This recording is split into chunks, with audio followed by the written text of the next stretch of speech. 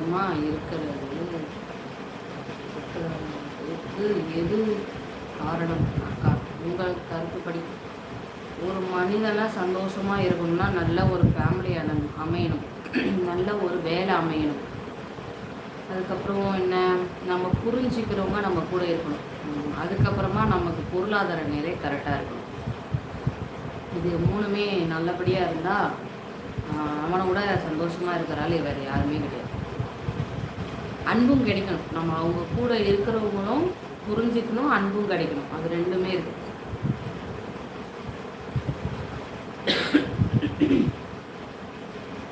நல்லவர்கள்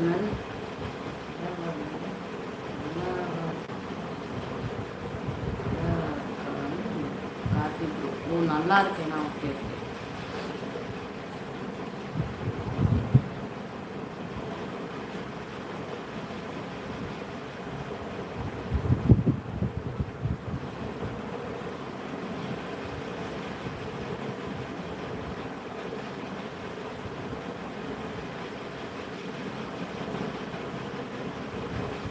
ரொம்ப கரெக்ட் அக்கா. ஆமாம்,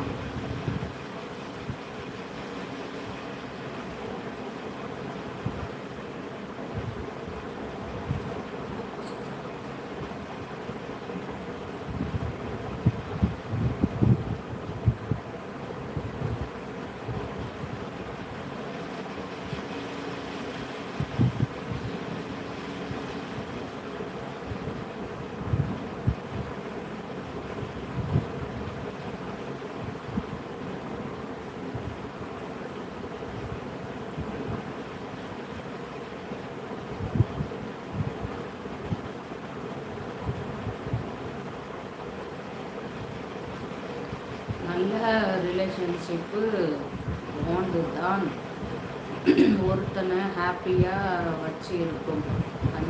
பிடிச்சி இருக்கீங்க அக்கா.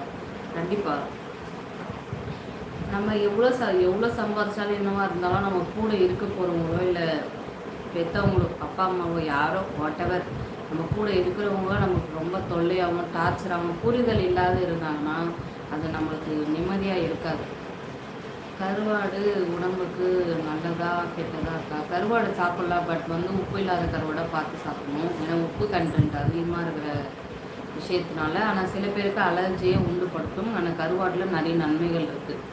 விலை கம்மி, பட் அதில் சத்து நிறைய இருக்குது. இப்போ நான்வெஜ் நிறைய எடுக்கிறோம், இந்த ப்ரோட்டீன் சார்ந்த நிறைய இதுலாம் சொல்லுவாங்க இல்லையா, நான்வெஜ்ஜில் நிறைய நமக்கு ப்ரோட்டீன் கிடைக்குது, அது கிடைக்குதுன்னு. அது மாதிரி வெஜிடேரியன் கிடைக்குது, அதனால் வெஜிடேரியன்ஸ் யாரும் கோச்சிக்காதீங்க.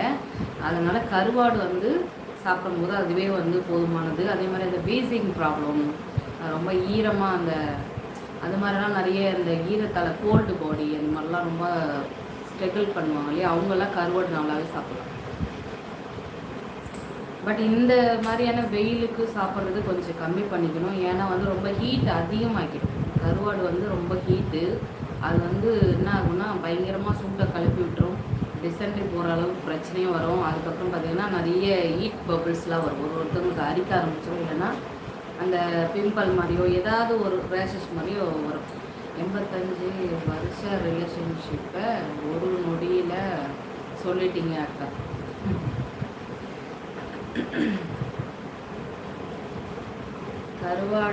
கருவாட்டில் உப்பு அதிகம்தான் இருக்கும் அக்கா. உப்பு இல்லாத கருவாடு கூட இருக்குது அம்மா.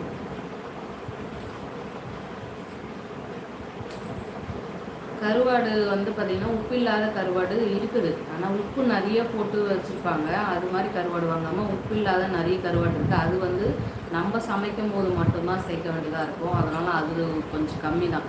இது அதிகமாக ஒரு இதுவாக இருக்கிறதுனால அது ரொம்ப ரேராக தான் எடுக்கணும். ஏன்னா அது ரொம்ப அதிகமாக உப்பாக இருக்கும். அப்போ குழம்புலையும் அதிகமாக உப்பு போட மாட்டாங்க. அப்படிப்பட்ட கருவாடுக்கு கொஞ்சம் லைட்டாக தான் போடுவாங்க. இல்லைன்னா போடாமல் கூட சில பேர் தொக்கு மாதிரி பண்ணிடுவாங்க. ஆனால் இந்த வெயிலுக்கு அது ஏற்றது கிடையாது.